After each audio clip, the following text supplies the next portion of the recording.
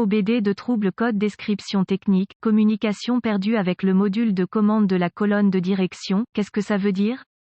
Il s'agit d'un code générique de diagnostic du système de communication qui s'applique à la plupart des marques et modèles de véhicules OBDII. Ce code signifie que le module de commande de la colonne de direction (SCCM) et les autres modules de commande du véhicule ne communiquent pas entre eux. Le circuit le plus souvent utilisé pour communiquer avec est connu sous le nom de communication de bus de réseau de zone de contrôleur, ou simplement bus CAN. Les modules communiquent entre eux via un réseau. Un peu comme le réseau que vous avez à la maison ou au travail, il existe plusieurs systèmes de réseau utilisés par les constructeurs automobiles. Avant 2004, les systèmes de communication de module à module les plus courants, pas tout compris, étaient l'interface de communication série ou SCI, bus SAEJ1850 ou PCI, et Chrysler Collision Detection, ou CCD. Le système le plus couramment utilisé après 2004 est connu sous le nom de communication par bus de réseau de zone de contrôleur, ou simplement, bus CAN, était également utilisé avant 2004 sur un petit segment de véhicules. Sans ce bus CAN, les modules de commande ne peuvent pas échanger d'informations et votre outil d'analyse peut ou non être en mesure d'obtenir des informations du véhicule. Selon le circuit concerné, le module de commande de la colonne de direction (SCCM) est généralement situé à l'intérieur de la colonne de direction. Il reçoit les entrées d'une variété de capteurs, certains câblés directement sur celui-ci, tandis que la plupart sont envoyés sur le système de communication par bus à partir du module de commande du groupe motopropulseur (PCM). Ces entrées permettent au module d'informer les autres modules sur le bus CAN de la position du volant. Cela affecte le fonctionnement du système de direction. Les modifications du système de suspension et, plus importante encore, est nécessaire pour le contrôle électronique de stabilité (ESC). Le ESC maintient la stabilité du véhicule dans toutes les conditions de conduite, que ce soit sur chaussée mouillée ou pendant une conduite agressive. Les étapes de dépannage peuvent varier selon le fabricant, le type de système de communication, le nombre de fils et la couleur des fils dans le système de communication. Gravité du code et symptômes. La gravité dans ce cas dépend du système, parce que le système de direction assistée à assistance électrique fournit la seule direction assistée pour le véhicule. Il faut toujours faire attention avec ce système. De plus, la sécurité est une préoccupation pour ces systèmes, car une fois que ces systèmes tombent en panne, aucune assistance de direction assistée n'est disponible. Le fabricant peut avoir fourni une solution de contournement manuel en cas de panne électrique, manuelle complète. Le fonctionnement du véhicule peut ou non être affecté par l'absence de fonctionnement du SCCM. Les symptômes d'un code U0212 peuvent inclure SCCM ne s'allume pas, ne fonctionne pas, les voyants ABS, track sont allumés ou clignotent, témoin ESP, ESC allumé, selon le fabricant, voyant de dysfonctionnement, 1000, allumé. Les causes, en règle générale, les causes de ce code à définir sont les suivantes: ouvert dans le bus CAN plus ou circuit, court-circuit à l'alimentation ou à la terre dans l'un des circuits du bus CAN, pas d'alimentation ou de mise à la terre au module SCCM, rarement, module de commande défectueux, procédure de diagnostic et de réparation. Un bon point de départ pour tous les diagnostics électriques est de vérifier les bulletins de service technique (BST) pour votre véhicule. Le problème que vous rencontrez est peut-être connu d'autres personnes sur le terrain. Un correctif connu a peut-être été proposé par le fabricant et peut vous faire économiser du temps et de l'argent lors du diagnostic. Il est supposé à ce stade qu'un lecteur de code est à votre disposition, car vous avez pu accéder au code jusqu'à présent. Vérifiez s'il existe d'autres codes d'erreur de diagnostic liés à la communication par bus ou à la batterie, allumage. Si tel est le cas, vous devez d'abord les diagnostiquer, car un diagnostic erroné peut survenir si vous diagnostiquez le code U0212 avant que l'un des codes de base n'ait été diagnostiqué et réparé en profondeur. Si le seul code que vous obtenez d'autres modules est le U0212, essayez d'accéder au SCCM. Si vous pouvez accéder au code à partir du SCCM, le code U0212 est soit intermittent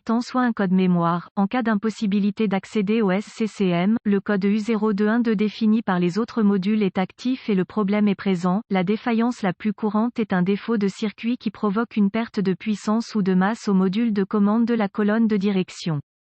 Vérifiez tous les fusibles qui alimentent le module SCCM sur ce véhicule. Vérifiez tous les motifs du SCCM, localisez l'emplacement des points de fixation au sol sur le véhicule et assurez-vous que ces connexions sont propres et serrées. Si vous le devez, retirez-les. Procurez-vous une petite brosse à poils métallique et une solution de bicarbonate de soude, eau et nettoyez chacun. Le connecteur et l'endroit où il se connecte. Si des réparations ont été effectuées, supprimez les codes de diagnostic de tous les modules qui définissent le code en mémoire et voyez si vous pouvez maintenant communiquer avec le module SCCM. Si la communication est rétablie avec le SCCM, les fusibles connexions étaient probablement votre problème. Si le code revient ou si la communication ne peut toujours pas être établie avec le module, localisez les connexions de communication du bus CAN sur votre véhicule, surtout le connecteur SCCM, qui est généralement situé à l'intérieur de la colonne de direction. Débranchez le câble négatif de la batterie avant de débrancher le connecteur du SCCM. Une fois localisé, inspectez visuellement les connecteurs et le câblage, recherchez les éraflures, les frottements, les fils dénudés, les brûlures ou le plastique fondu, séparez les connecteurs et inspectez soigneusement les bornes, les parties métalliques, à l'intérieur des connecteurs, voyez s'ils ont l'air brûlés ou ont une teinte verte indiquant la corrosion, utilisez un nettoyant pour contacts électriques et une brosse à poils en plastique si le nettoyage des bornes est nécessaire, laissez sécher et appliquez de la graisse électrique là où les bornes entrent en contact, avant de reconnecter les connecteurs au SCCM, effectuez ces quelques vérifications de tension. Vous devrez avoir accès à un voltomètre numérique DVOM, vérifiez que le SCCM est alimenté et mis à la terre. Accédez à un schéma de câblage et déterminez où les puissances principales et les terres entrent dans le SCCM, rebranchez la batterie avant de continuer, le SCCM étant toujours déconnecté, connectez le fil rouge de votre voltmètre à chaque alimentation B+,